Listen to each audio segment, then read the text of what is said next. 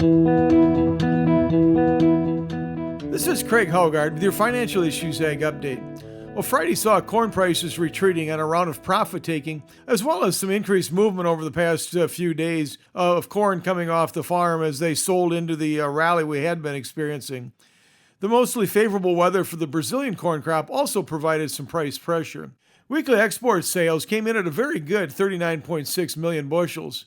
We seem to be seeing improving demand for U.S. corn, but we need to keep in mind that year-to-date, corn exports are just 18% of the USDA's January forecast, and it is a 32-year low. The two previous low years had us at 20% at this point. In both years, we exceeded the USDA's January projection. So while we need to keep an eye on this number, it is a little early to draw any major conclusions. As I record this, the overnight spot corn futures are trading 4 cents lower. Soybeans traded lower on an absence of Chinese purchases of U.S. beans in the thought that we could be looking at a record crop in Brazil. There's also a lot of concern about the coronavirus outbreak in China that has spread into the United States, and that acted as a damper on the market as well on Friday. In the overnight trade, spot soybean futures are kind of picking up where they left off Friday, trading down a nickel as I record this. Wheat was on the defensive to end the week as technical selling and profit taking were the key features of the day. Investor fears over the spread of the Chinese virus also pressured prices across all three wheat markets. In the overnight trade, we see a continuation of that. We have Chicago down a dime, Kansas City is 7 cents lower, and Minneapolis is down a nickel. Cotton futures had a tough day on Friday, with the March futures closing below $70. For the session, they were down 63 points as they settled at $69.40 per hundredweight.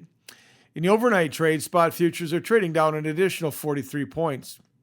Livestock futures had kind of a mixed performance.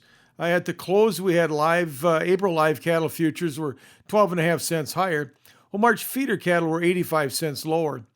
Lean hogs had a real tough outing. The April futures closed $1.90 lower for the session.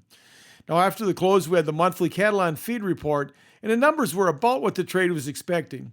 Cattle on feed came in at 102.3%, with cattle placed on feed at 103.5%, and cattle marketed coming in at 105.3%.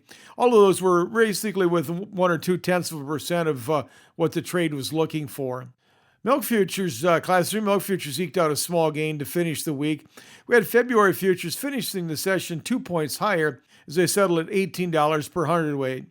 The overnight trade, we've kind of reversed that. I've got the spot futures 3 points lower as I record this. Cash livestock markets closed lower for the session on Friday as well.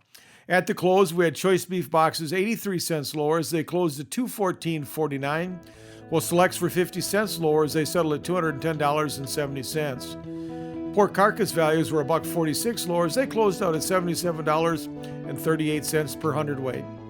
This has been Craig Haugard with your Financial Issues Ag Update. We'll be right back with more financial issues after this.